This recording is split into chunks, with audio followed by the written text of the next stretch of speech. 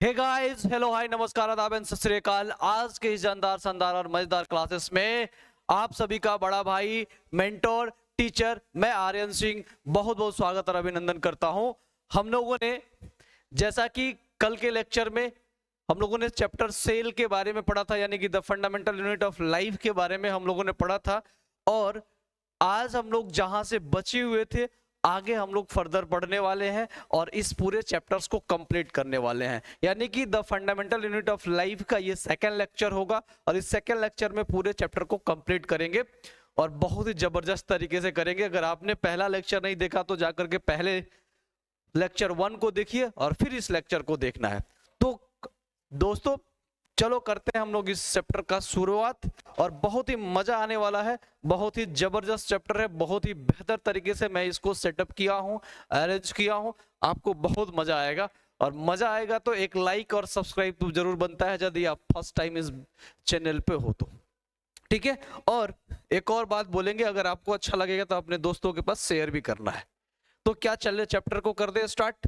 तो आइए हम लोग चैप्टर को करते हैं स्टार्ट।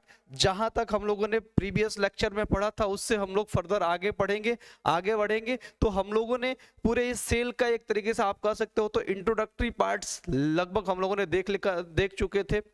हम लोग को सेल ऑर्गेनल से पढ़ना था। कहां से? सेल ऑर्गेनल से। ये जो सेल ऑर्गेनल्स है यहां से हमें पढ़ना था।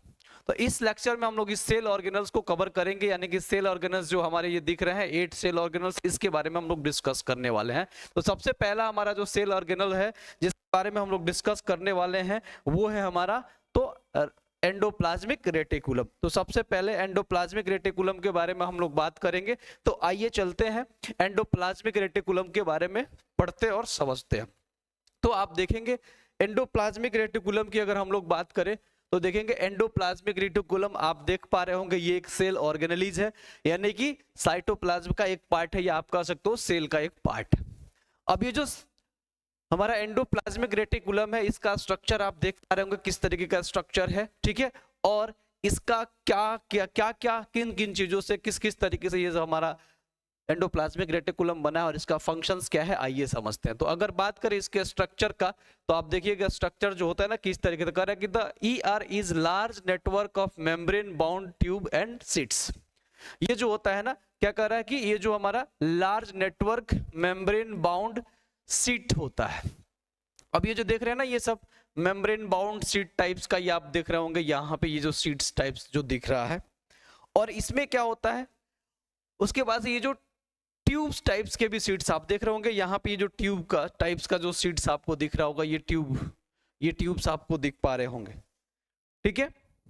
दूसरी चीज क्या है ना, अगर बात करें इसका नेक्स्ट पॉइंट्स की अगर हम लोग बात करें तो नेक्स्ट पॉइंट्स इसका क्या है देखेंगे। अब कह रहा है कि it looks like long tube और round of block bags.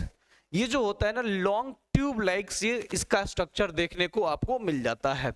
Next क्या है, it membrane is similar in structure of the plasma membrane. इसका जो मेम्ब्रेन होता है जैसे प्लाज्मा मेम्ब्रेन होता है उसी तरीके से इसका भी मेम्ब्रेन देखने को मिलता है। नेक्स्ट की अगर बात करें तो करें कि there are 2 types of ER. ये जो हमारा एंडोप्लाज्मिक ईआर का मतलब क्या, एंडोप्लाज्मिक रेटिकुलम। इस एंडोप्लाज्मिक रेटिकुलम को ही शॉर्ट में ईआर बोला जाता है। अब ये जो एंडोप्लाज्मिक रेटिकुलम है ये 2 तरीके का होता है। एक होता है रफ ईआर, सॉरी ठीक है, रफ ईआर का मतलब रफ एंडोप्लाज्मिक रेटिकुलम, और एक होता है स्मूथ ईआर मतलब क्या है, स्मूथ ईआर मतलब स्मूथ एंडोप्लाज्मिक रेटिकुलम। तो ये 2 टाइप्स इसके होते हैं।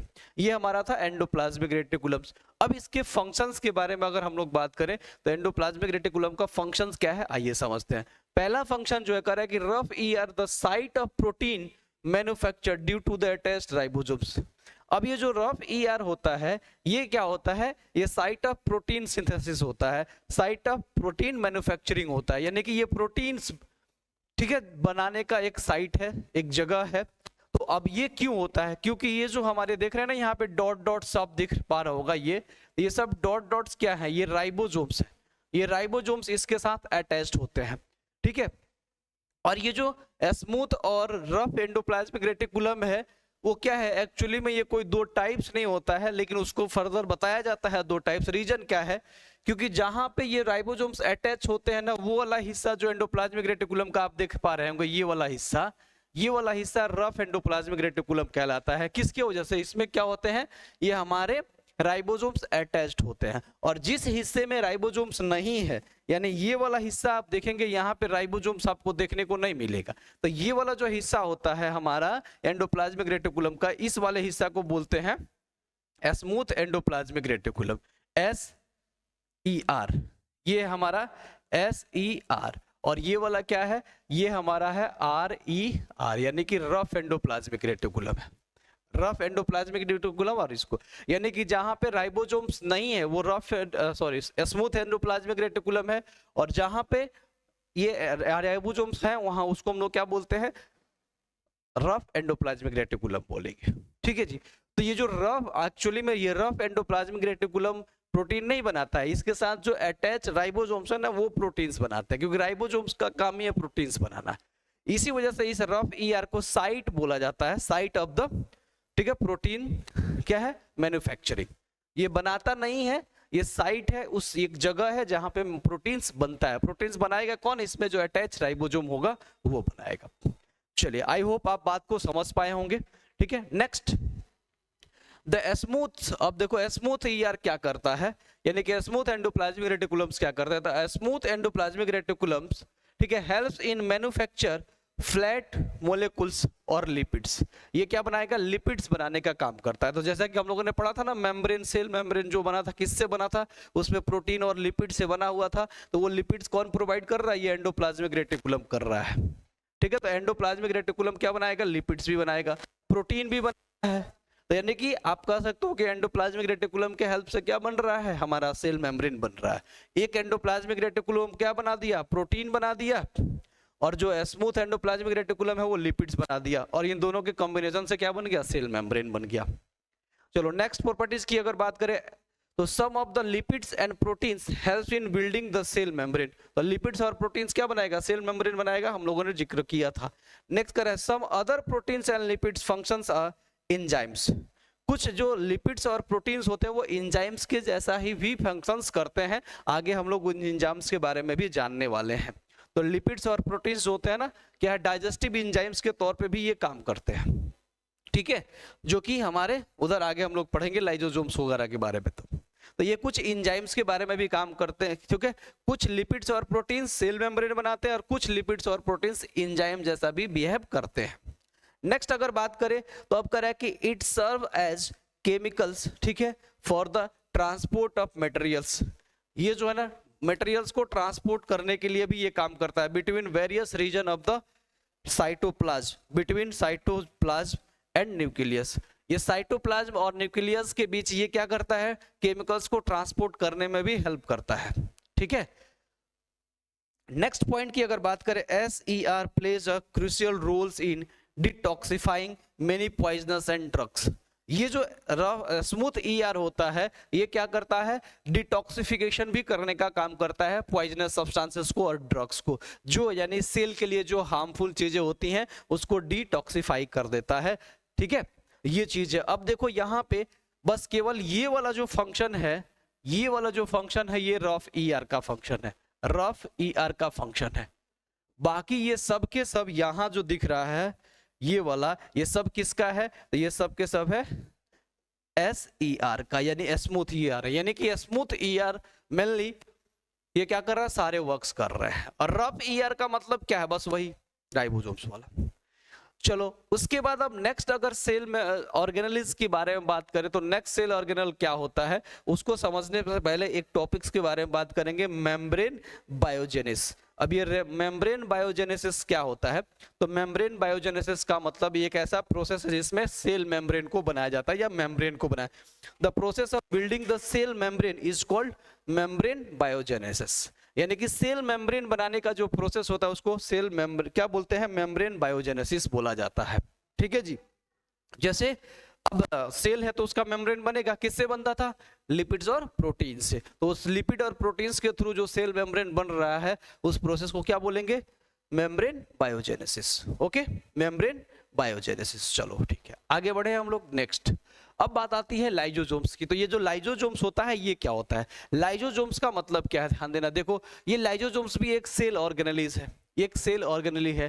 किसका? सेल का एक पार्ट है, एक हिस्सा है। तो देखो इसमें क्या है, तो कह रहा है कि lysosomes are membrane bound sac filled with digestive enzymes. ये जो लाइजोसोम्स होता है इसमें भी सेल मेम्ब्रेन होता है, सॉरी सेल मेम्ब्रेन नहीं बोल सकते, इसमें भी मेम्ब्रेन होता है।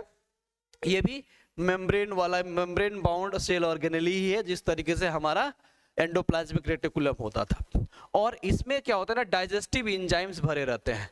इसके अंदर क्या होते हैं? Digestive enzymes. जैसा कि आप देख रहे हैं ना, ये सब डाइजेस्टिव एंजाइम्स है। तो इसमें ये डाइजेस्टिव एंजाइम्स भरे होते हैं। तो ये डाइजेस्टिव एंजाइम्स के साथ फुल होता है। अब उसके बाद कह रहा है enzymes of lysosomes made by rough ER. अब ये किसके द्वारा बनता है? रफ ईआर के द्वारा। इसका डाइजेस्टिव एंजाइम्स कौन बनाता है? रफ ईआर बनाता है। अभी हम लोगों ने उधर देखा। तो रफ ईआर जो होता है इस डाइजेस्टिव एंजाइम्स को बनाने का काम करता है। Lysosomes are kind of waste disposal system of the cell. इसको बोला जाता है कि वेस्ट डिस्पोजल सिस्टम है। अब ये वेस्ट डिस्पोजल सिस्टम क्यों है? क्योंकि सेल के अंदर जो भी वेस्ट मटेरियल्स होता है, ठीक है, उस सभी को क्या कर देता है? ये डाइजेस्ट कर देता है।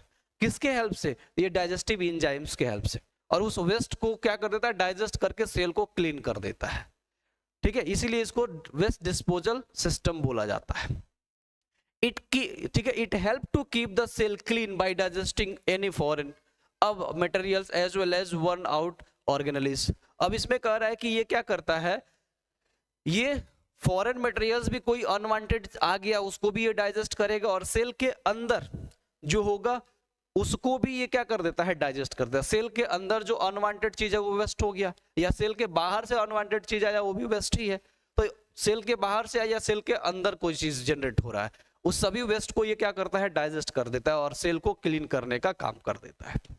Lysosomes are able to do this because they contain powerful digestive enzymes. ये सारे काम किस वजह से कर पा रहा है? क्योंकि इसमें पावरफुल डाइजेस्टिव एंजाइम्स होते हैं, और उस डाइजेस्टिव एंजाइम्स के बेसिस पे वो क्या कर देता है? सभी वेस्ट मटेरियल को डिकम्पोज कर देता है, ब्रेक डाउन कर देता है। Capable breaking down all organic material, सभी को क्या कर देता है? ये ब्रेक डाउन कर देता है। ठीक है, उसके बाद एक बहुत बड़ा बहुत इंपॉर्टेंट ये पॉइंट है, नोट कर लेना, ये बहुत इंपॉर्टेंट पॉइंट है। Lysosomes are known as suicidal bag. इस लाइसोसोम्स को सुसाइडल बैग क्यों बोला जाता है? Because of they may burst and the enzymes digest their own cell. ये क्या होता है, ये जो लाइसोसोम्स होता है ये सेल का बहुत बड़ा क्या है, आप कह सकते हो एक इसका बॉडीगार्ड है, अंगरक्षक है। क्योंकि ये कभी भी किसी भी सिचुएशन में नहीं चाहता है कि सेल जो है ना किसी तरीके से उसको नुकसान पहुंचे और सेल बर्बाद हो जाए। तो सेल में जो भी फालतू की चीजें होती है, जो भी अनवांटेड चीजें होती है, जो भी हार्मफुल चीजें होती है, उस सबको ये डाइजेस्ट करने की कोशिश करता है। इवन अगर सेल ऑर्गेनेलिज भी अगर कोई उसमें डैमेज हो गया, उस सेल ऑर्गेनेली को भी ये क्या करता है? डाइजेस्ट कर देता है। और उसको डाइजेस्ट करने के लिए ये अपना जान तक लगा देता है। यानी कि अगर मान लो एक सेल ऑर्गेनेली कोई डैमेज हो गया, उसको डाइजेस्ट करना है तो ज्यादा डाइजेस्टिव एंजाइम्स को रिलीज करना पड़ेगा। और ये अपने आप को ही सोचता है कि अगर हम ब्रस्ट हो जाए तो पूरा क्या हो जाएगा? पूरा एंजाइम्स हमारा जो होगा सेल के अंदर चला जाएगा, और ये अपने आप को क्या कर लेता है? मार देता है। ठीक है, किस लिए? उसको जो अनवांटेड चीजें होती है उसको डाइजेस्ट करने के लिए और सेल को बचाने के लिए। तो ये सेल को बचाने में अपने आप को भी मार लेता है, इसलिए इसको क्या बोलते हैं? सुसाइडल बैग भी बोला जाता है। तो ये था हमारा लाइसोसोम्स।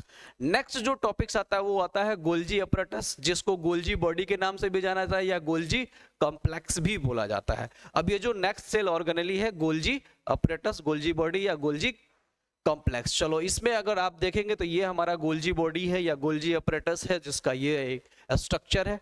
अब इस स्ट्रक्चर के बेसिस पे आओ थोड़ा सा हम लोग गोल्जी अपरेटस के बारे में जानते हैं। अब गोल्जी अपरेटस क्या करता है? अब देखो दक्कर है कि Golgi apparatus first discovered by Camillo Golgi. Camillo Golgi जो थे उन्होंने इसके बारे में क्या किया था? डिस्कवर किया था। इसीलिए कैमिलो गोल्जी के नाम पे ही इसका नाम रख दिया गया गोल्जी अपरेटस। बस समझ रहे हैं? नेक्स्ट जो बात आती है, it consist of system of membrane bound vessels. ठीक है, वैक्यूल्स एंड सिस्टर्नी। अब ये जो होता है ना मेम्ब्रेन बाउंड क्या करता है, वेसल्स को रखता है। ये मेम्ब्रेन बाउंड, ये जो दिख रहा है आपको वेसल्स, इसमें भी ये क्या होता है, मेम्ब्रेन बाउंड होता है। यानी कि ये भी सेल ऑर्गेनेलीज होते हैं जिसमें क्या होता है, मेम्ब्रेन होता है। ये मेम्ब्रेन बाउंड सेल ऑर्गेनेली ही है, इसमें भी मेम्ब्रेन होता है। ठीक है, उसके बाद ये जो दो भी दिख रहा है ना आपको, ये सब क्या है, मेम्ब्रेन बाउंड। इसका ये क्या है, वेसल्स है, ये सब ये वेसल्स ही है इसको। और इसको क्या था, cisternae arrange approximately parallel to each other in stack called cisterns. अब जो ये जो सिस्टर्नी है, ये जो सिस्टर्नी जो आपको दिख रहा है, ये जो इसको एक एक को इसका नाम क्या दे दिया, सिस्टर्नी नाम दे दिया। एक एक इसको क्या नाम दे दिया, सिस्टर्नी नाम दे दिया। अब कह रहा है कि ये जो सिस्टर्नी होते हैं अप्रोक्सीमेटली पैरेलल होता है एक दूसरे का। आप देख पा रहे होंगे कि लगभग लगभग क्या है, एक दूसरे का पैरेलल ही क्या हो जाता है, अरेंज होता है। और ये जो अरेंजमेंट है और इसका जो स्टॉक है पूरे सिस्टर्नी का, उसको क्या बोला जाता है, सिस्टर्न्स बोला जाता है। क्या बोलते हैं, सिस्टर्न्स बोला जाता है। ठीक है, स्टॉक ऑफ सिस्टर्नी। नेक्स्ट करें कि this membrane often have connecting with the membrane of year. अब इसका जो मेम्ब्रेन होता है किसका, ये गोल्जी अपरेटस का, ये कभी कभी ये हमारा जो एंडोप्लाज्मिक रेटिकुलम होता है उसके मेम्ब्रेन से भी अटैच हो जाता है। ठीक है, क्या हो जाता है, अटैच्ड हो जाता है। नेक्स्ट, अब इसकी फंक्शंस की अगर हम लोग बात करें तो ये तो थोड़ी बहुत बात हो गई इसके बारे में। अब इसका फंक्शन क्या है, मेन काम क्या होता है, तो आइए समझते हैं। अब जो इसका मेन फंक्शन कर रहा है कि the material synthesis near the ER is packaged and dispatched various targets inside and outside the cell through Golgi body. अब जैसे कि मान लो कि क्या हो, कोई फैक्ट्री है, उसमें मटेरियल्स बन गया है, तो उसका ट्रांसपोर्टेशन भी तो किया जाता है ना। जैसे कि मान ले आप जिस शहर में है उसी शहर में सब चीज तो बन नहीं रहा है, कहीं कहीं दूसरे शहर में भी कोई चीजें बन रही है, आपके शहर से किसी दूसरे शहर में या दूसरे शहर से आपके शहर में भी कोई चीजें आ रही होगी, तो उसका ट्रांसपोर्टेशन करने की व्यवस्था होगी ना। तो ठीक उसी तरीके से सेल के अंदर जो सब्सटेंसेस अगर बना है तो वो बना है तो उसका ट्रांसपोर्टेशन का भी तो चाहिए ना व्यवस्था, क्योंकि सेल में अलग अलग ऑर्गेनेलीज हैं तो अलग अलग उनका काम है, और वो जो भी चीजें बनाएंगे उसको ट्रांसपोर्ट करने का काम इसका है। और केवल ट्रांसपोर्ट ही नहीं करता, ये क्या करेगा, पैकेजिंग करेगा। जैसे कंपनी में कोई सामान बन गया तो डायरेक्ट ऐसे थोड़े ट्रांसपोर्ट हो जाता है, उसको पैकेजिंग किया जाता है, फिर उसको स्टोर करके क्या किया जाता है, डिस्पैच करने का काम किया जाता है, स्टोरिंग होता है, फिर डिस्पैचिंग हो जाता है, और फिर उनके अलग अलग टारगेट्स तक क्या किया जाता है, उसको ट्रांसपोर्ट भी कर दिया जाता है। तो ये इनसाइड द सेल और आउटसाइड द सेल, ये दोनों जगहों पे ट्रांसपोर्ट करने का काम करता है। यानी कि पैकेजिंग का काम करेगा, डिस्पैचिंग करेगा, ट्रांसपोर्टेशन का भी काम करता है।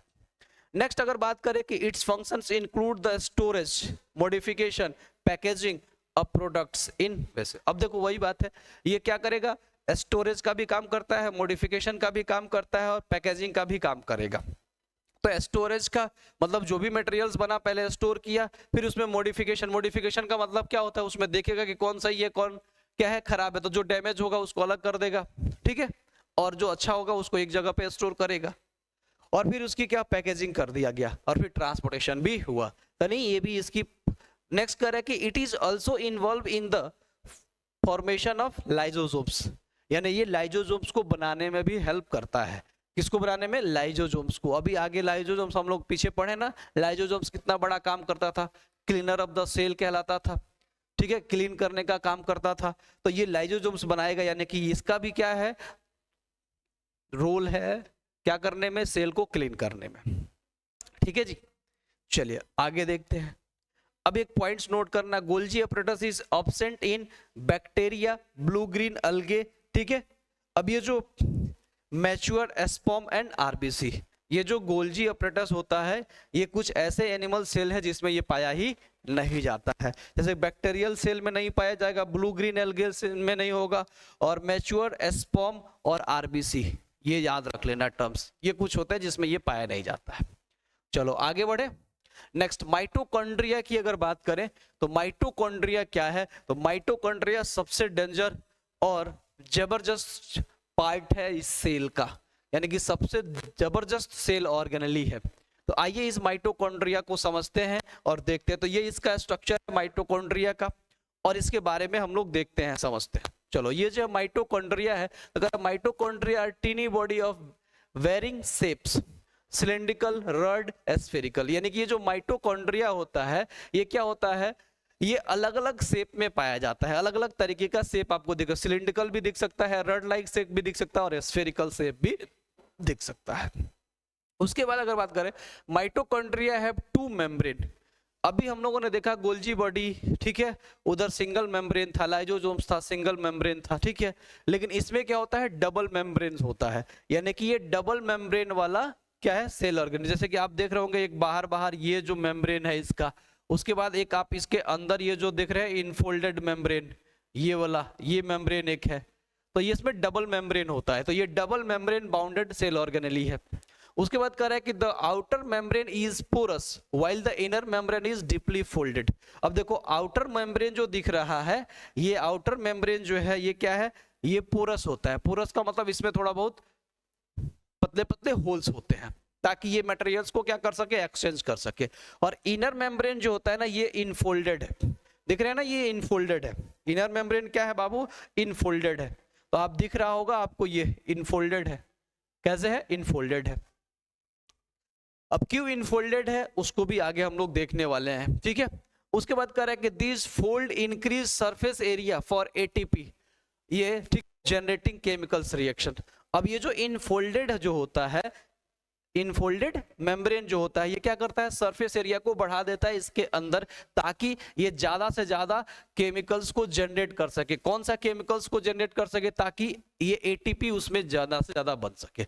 एटीपी बनाने वाले केमिकल्स का जनरेशन क्या हो सके, ज्यादा से ज्यादा हो सके। तो अब ये एटीपी क्या है, इसको एडिनोसाइन ट्राइफॉस्फेट इसका क्या होता है, फुल फॉर्म होता है। और ये एटीपी जो होता है ना, इसी फॉर्म में हमारे सेल के अंदर जो एनर्जी होता है ना, स्टोर होता है एटीपी के फॉर्म में ही, एटीपी के ही फॉर्म में स्टोर होता है, ठीक है।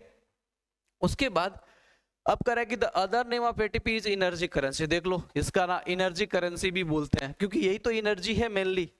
माइटोकॉन्ड्रिया ही में एटीपी के फॉर्म में ही एनर्जी क्या होता है, स्टोर होता है, इसलिए इसको एनर्जी करेंसी के नाम से भी जाना जाता है। ये एनर्जी देने का, पूरे सेल को एनर्जी देने का ठेका यही ले चुका है, पूरे सेल को एनर्जी देने का काम यही करता है माइटोकॉन्ड्रिया, ठीक है। इसीलिए इसको power house of the cell भी बोला जाता है। Mitochondria have their own DNA, RNA and ribosomes.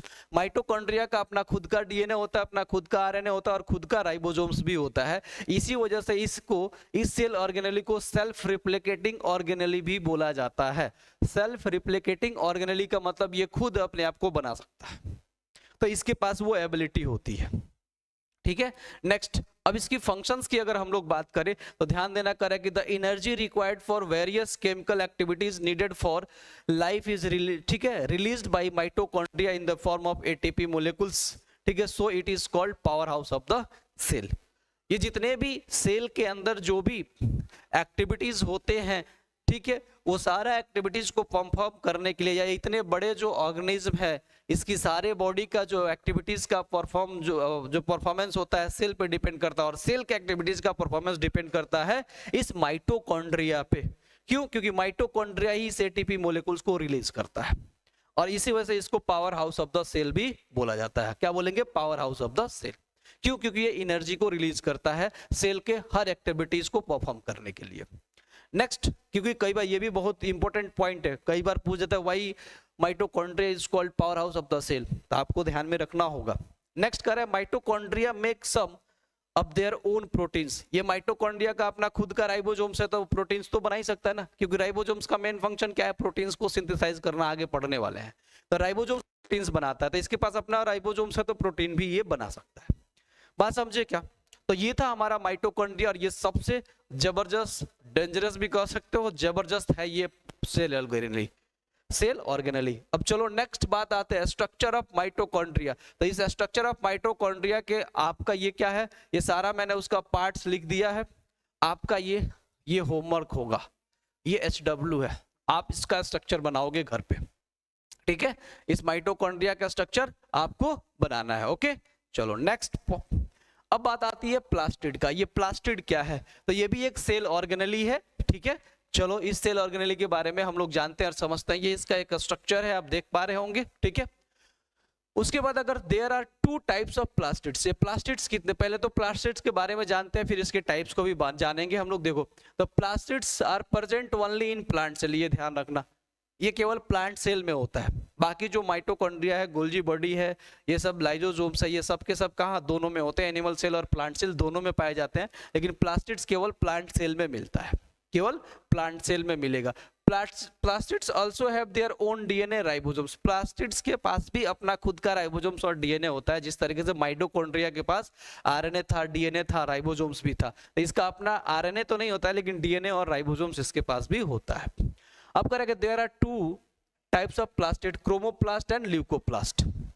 Actual में 3 होते हैं, ठीक है, उसको हम लोग जानते हैं, लेकिन एनसीईआरटी में ये पॉइंट्स लिखा हुआ है, ठीक है, क्रोमोप्लास्ट और ल्यूकोप्लास्ट। तो आइए देखते हैं कि करके उसके बारे में। अब देखो क्रोमोप्लास्ट जो है ना, कलर प्लास्टिड को हम लोग क्या बोलते हैं, क्रोमोप्लास्ट बोलते हैं, कलर्ड प्लास्टिड, ठीक है। ये अलग अलग कलर्स देता है, जैसे कि ग्रीन और व्हाइट को छोड़ दिया जाए तो जितने भी कलर्स आपको दिखते हैं, रेड हो, ब्लू हो, ये सब जो भी आपको कलर्स दिखता है, ये सब के सब, रेड हो, ब्लू हो, येलो हो, ये सब के सब क्या होता है, ये क्रोमोप्लास्ट ही देता है। जैसे कि आप देखते हैं ना, येलो कलर का फ्लावर्स है या फिर रेड कलर का फ्लावर्स है, ठीक है, ब्लू कलर का फ्लावर्स है, तो वो सभी कलर्स कौन दिया, ये क्रोमोप्लास्ट ही देता है, फ्लावर्स का कलर्स देता है तो प्लांट्स में। अब इस कलर्स के वजह से बहुत सारे इंसेक्ट्स जो होते हैं वो अट्रैक्ट होते हैं, और अट्रैक्ट होंगे तो वो क्या होते हैं, वो पोलन ग्रेन को लेके आते हैं एक फ्लावर से दूसरे फ्लावर्स तक, और पोलन ग्रेन जब होता है वो क्या होता है, एंथर और स्टिग्मा हम लोग जानते हैं, तो पोलिनेशन वो कराने में हेल्प करता है। तो उस कलरफुल फ्लावर्स के होने की वजह से क्या हुआ, इंसेक्ट अट्रैक्ट हुए, और इंसेक्ट अट्रैक्ट हुए तो जा करके उस पे बैठेंगे, और वहां से उसके बॉडी में या उनके पैरों में क्या होगा, अगर पोलन ग्रेन टच हुआ, फिर जाकर किसी दूसरे फ्लावर में पहुंचे और उसके स्टिग्मा तक वो पहुंचा, तो फिर क्या हो गया, ये जाकर के आपका पोलिनेशन करवाएंगे। तो ये पोलिनेशन कराने का काम करवाते हैं। अब पोलिनेशन क्या होती है, ध्यान दीजिए, पोलिनेशन इज द, ठीक है, act of transforming pollen grain from anther to stigma, यानी कि पोलन ग्रेन का एंथर यानी कि मेल जो फ्लावर्स होते हैं या मेल आप कह सकते हो प्लांट्स, वहां से पोलन ग्रेन निकला और फिर क्या हो गया, फीमेल के स्टिग्मा तक पहुंचा, तो इसी को हम लोग क्या बोलते हैं, पोलिनेशन बोलते हैं। पोलिनेशन का मतलब पोलन ग्रेन का एंथर से स्टिग्मा तक पहुंचना, और उसको पहुंचाने का काम मेनली इंसेक्ट्स करते हैं या एयर के थ्रू भी होता है। तो ये अब इंसेक्ट्स उस पे अट्रैक्ट, अभी मैंने बताया, तो इसके वजह से, कलर के वजह से ये क्या करते हैं, उसमें अट्रैक्शन आती है। चलो नेक्स्ट बात आती है क्लोरोप्लास्ट का। अब ये क्लोरोप्लास्ट को ग्रीन प्लास्टिड के नाम से जाना जाता है, क्यों, क्योंकि इसमें क्या होता है, क्लोरोफिल पाया जाता है। इस प्लास्टिड में क्या होता है, इस क्लोरोप्लास्ट में क्या पाया जाता है, क्लोरोफिल पाया जाता है, इसमें क्लोरोफिल प्रेजेंट होता है, इसलिए ये क्या हो जाता है, ग्रीन हो जाता है। और ग्रीन होने की वजह से, क्लोरोफिल के प्रेजेंटेशन की वजह से ये फोटोसिंथेसिस कराने में हेल्प करता है, यानी कि प्लांट्स में फोटोसिंथेसिस कहाँ होता है, तो क्लोरोप्लास्ट जहां होता है वहीं पे फोटोसिंथेसिस होती है, ठीक है। तो it helps in photosynthesis in plants, क्यों, क्योंकि इसमें क्लोरोफिल पाया जाता है।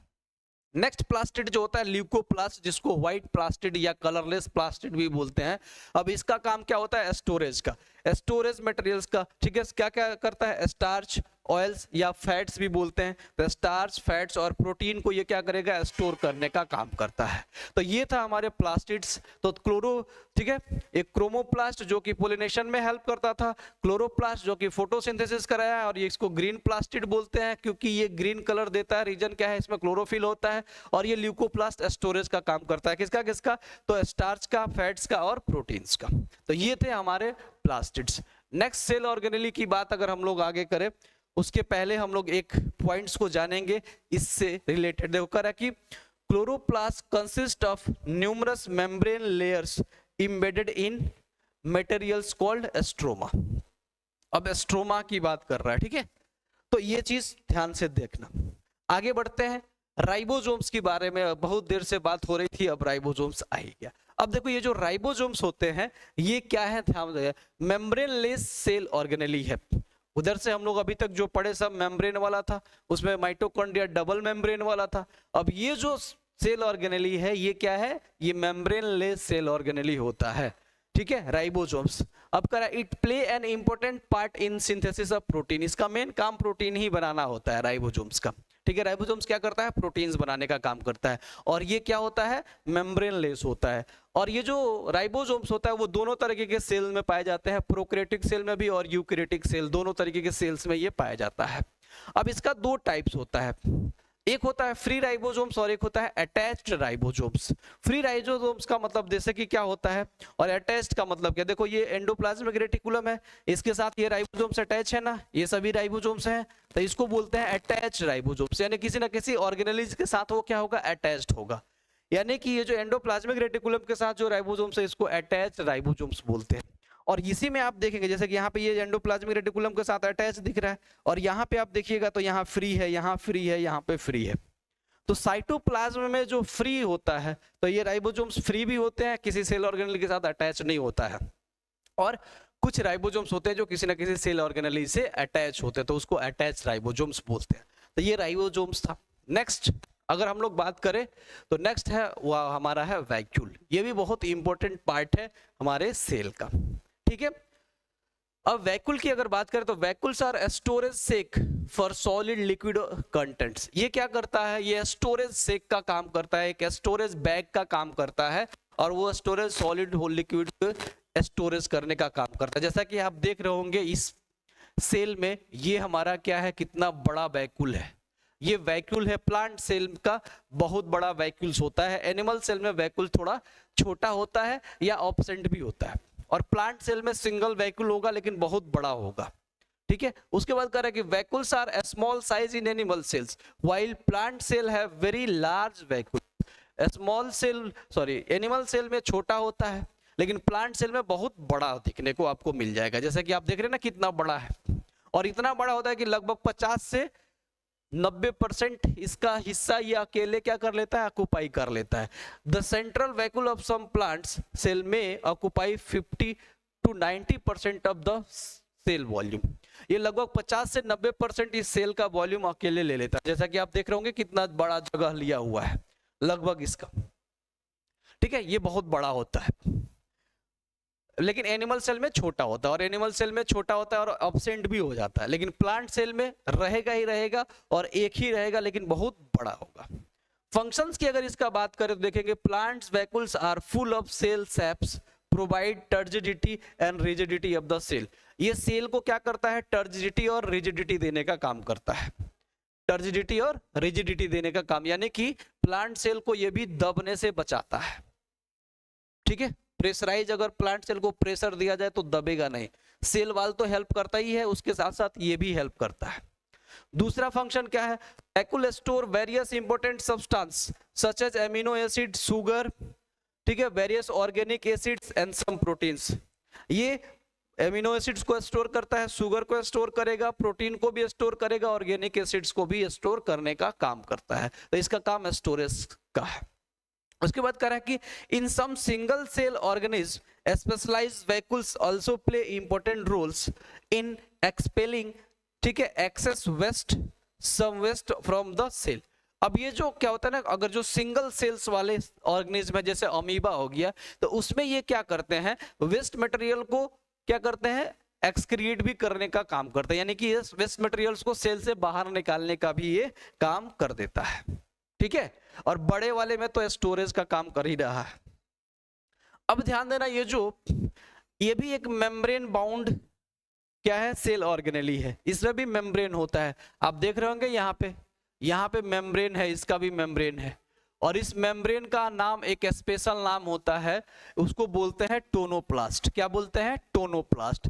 मेम्ब्रेन ऑफ द वैक्यूल जो होता है उसका नाम क्या है, टोनोप्लास्ट होता है। ठीक है, चलो आगे बढ़े क्या, नेक्स्ट। अब बात आती है पॉइंट्स टू नो। कुछ पॉइंट्स ऐसे हैं जिसे हमें याद रखना पड़ेगा, बहुत ही इंपॉर्टेंट पॉइंट्स है। अब देखो पॉइंट्स क्या कर रहा है कि डबल मेम्ब्रेन बाउंड ऑर्गेनेलिज, यानी कि सेल ऑर्गेनेलिज जो थे कुछ डबल मेम्ब्रेन बाउंडेड थे, कुछ सिंगल थे और कुछ क्या है, मेम्ब्रेन लेस थे। तो डबल मेम्ब्रेन वाला कौन कौन है, न्यूक्लियस, न्यूक्लियस में डबल मेम्ब्रेन था। प्लास्टिड भी जो था वो भी डबल मेम्ब्रेन बाउंडेड है। और माइटोकॉन्ड्रिया, ये डबल मेम्ब्रेन बाउंडेड वाला सेल ऑर्गेनेल है। और सिंगल वाले कौन कौन है, लाइजोसोम्स, वैक्यूल्स, गोल्जी अपरेटस, ये सब सिंगल वाला है। और बिना मेम्ब्रेन वाला कौन है, राइबोसोम्स, जो कि अभी हम लोगों ने देखा। और सेंट्रोसोम्स, ये हमें पढ़ना नहीं है, ठीक है, सेंट्रोसोम्स के बारे में। सेंट्रोसोम्स केवल एनिमल सेल्स में पाया जाता है और इसका ये मेन फंक्शंस करता है सेल डिवीजन में, ये हेल्प करता है सेल को, ठीक है। सेंट्रोसोम्स ये केवल एनिमल सेल में होता है, प्लांट सेल में नहीं है। एनसीईआरटी के अकॉर्डिंग इसके बारे में पढ़ना भी नहीं है, लेकिन आपको मैंने बता दिया। उसके बाद आप देखेंगे कि इसमें कुछ सेल के लिविंग पार्ट्स होता है, यानी कि living parts of the cell, और ये है non living parts of the cell. आप इस स्ट्रक्चर को देख कर सकते हैं। इस पूरे जो भी आज पढ़ाई हो रही है इसका पूरा पीडीएफ डिस्क्रिप्शन में आपको मिल जाएगा नोट्स के तौर पे, ठीक है, इसको देख लेना है।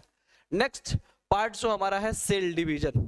सेल डिवीजन क्या होता है समझिएगा। देखो सेल डिवीजन क्या है, ध्यान करेंगे, the process by which new cell are formed, ठीक है, in organism is called cell division. जैसे कि हम लोगों ने रिप्रोडक्शन पढ़ा है, रिप्रोडक्शन में क्या होता है, एक ऑर्गेनिज्म का फॉर्मेशन होता है, नए ऑर्गेनिज्म का, प्रीवियस ऑर्गेनिज्म के हेल्प से न्यू ऑर्गेनिज्म का फॉर्मेशन होता है, उसको बोलते हैं, क्या बोलते हैं, रिप्रोडक्शन। और उसी सेल में जब रिप्रोडक्शन जो होता है तो उसको बोलते हैं सेल डिवीजन, यानी कि एक प्रीवियस सेल से एक नए सेल्स का फॉर्मेशन होना क्या हो जाता है, सेल डिवीजन हो जाता है, ठीक है जी। अब कह रहा है कि why cell division is necessary in organism, cell division क्यों जरूरी है एक ऑर्गेनिज्म में। ध्यान देना करेंगे, cell division is necessary in organism because it helps to grow replaced old dead and injured cell and to form gametes required reproduction. इसकी जरूरत की क्योंकि क्या है कि ये नए सेल का बनाता, क्योंकि ये क्या करेगा, ओल्ड सेल को या डेड सेल को या इंजर्ड सेल को क्या कर देगा, रिप्लेस कर देता है नए सेल के साथ। दूसरी चीज ये गैमेट्स बनाने का काम करता है ताकि क्या हो सके, रिप्रोडक्शन हो सके। तो ये इसकी रिक्वायरमेंट थी। अभी जो सेल का जो सेल डिवीजन जो होता है ना वो दो तरीके से होता है। एक जो टाइप्स होता है वो होता है माइटोसिस और दूसरा होता है मियोसिस। मियोसिस और माइटोसिस क्या होता है आइए हम लोग देख लेते हैं, ध्यान दीजिएगा। मेनली अभी ये समझ लीजिए कि माइटोसिस में क्या होता है, एक पेरेंट्स आप देख रहे हैं तो यहाँ पे दो डॉटर सेल बनता है और जितने क्रोमोसोम्स पेरेंट सेल में होते हैं उतना ही इस डॉटर सेल में भी होता है।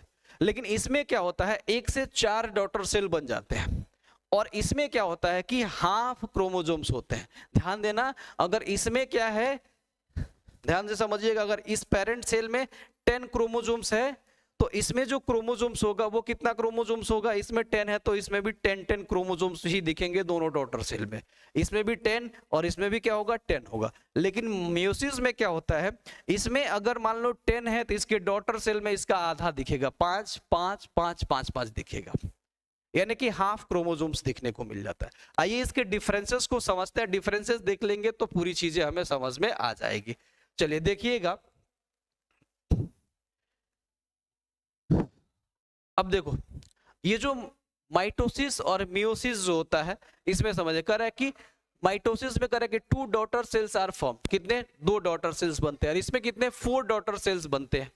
उसके बाद कर रहा है कि daughter cells have same numbers of chromosomes, ठीक है, एज द मदर, यानी कि जो मदर में जो भी जितने भी क्रोमोसोम्स होंगे उतना ही डॉटर सेल में भी क्रोमोसोम्स पाया जाएगा, यानी कि उसमें 20 तो इसमें भी 20 ही मिलेंगे। लेकिन इसमें क्या हो जाता है, हाफ हो जाता है। Daughter cells have half the number of chromosomes as mother, mother में जितना होगा उसका हाफ होगा, ठीक है। उसके बाद कर it helps in growth and repair of injured tissues.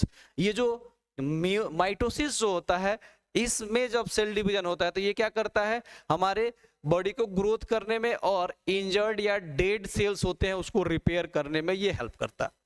और वही अगर मियोसिस की बात करें तो it responsible for the production of gametes in sexual reproduction. ये गैमेट्स को बनाने में काम करता है, यानी कि इसके हेल्प से रिप्रोडक्शन होता है एक ह्यूमन बींग्स में या किसी भी एनिमल्स में, एक ऑर्गेनिज्म में, तो ये रिप्रोडक्शन में हेल्प करता है।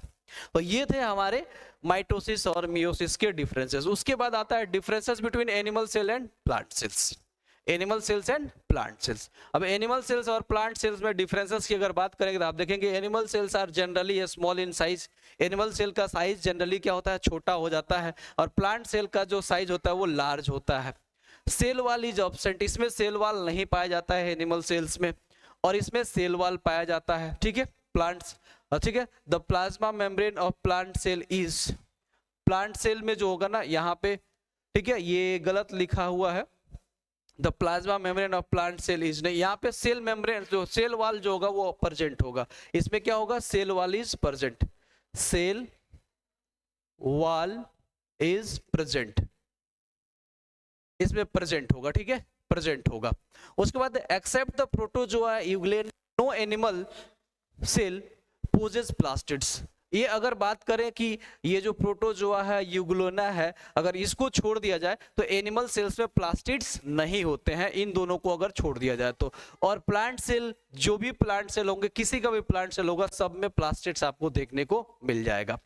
अब vacuoles in animal cells are mainly small and temporary, जो एनिमल सेल होता है उसमें जो वैक्यूल्स होते हैं वो स्मॉल होते हैं और टेम्पोररी होते हैं, कोई कोई एनिमल सेल होता है जिसमें वैक्यूल्स तो होता ही नहीं है। वही प्लांट सेल्स की अगर बात करें तो most matured plant cells have a permanent and large central shape vacuoles, जो हमारे प्लांट सेल होता है उसमें जो वैक्यूल्स होता है वो क्या होता है, परमानेंट होता है और बहुत बड़ा होता है। नेक्स्ट बात अगर किया जाए तो animal cells have centrosomes and centrioles, animal cell में सेंट्रोजोम्स होता है लेकिन प्लांट सेल में सेंट्रोजोम्स होता नहीं। अभी हमने बोला कि सेंट्रोजोम्स का काम क्या होता है, ये सेल डिवीजन में हेल्प करता है, ठीक है, और ये केवल एनिमल सेल में होता है, और रड लाइक स्ट्रक्चर इसका होता है, रड शेप स्ट्रक्चर्स होता है। तो अब हमारा जो चैप्टर हुआ वो हुआ फिनिश यहीं तक, तब ठीक है, नेक्स्ट वीडियो में हम लोग मिलते हैं, तब तक के लिए जय हिंद, नमस्कार, आदाब एंड सत श्री अकाल।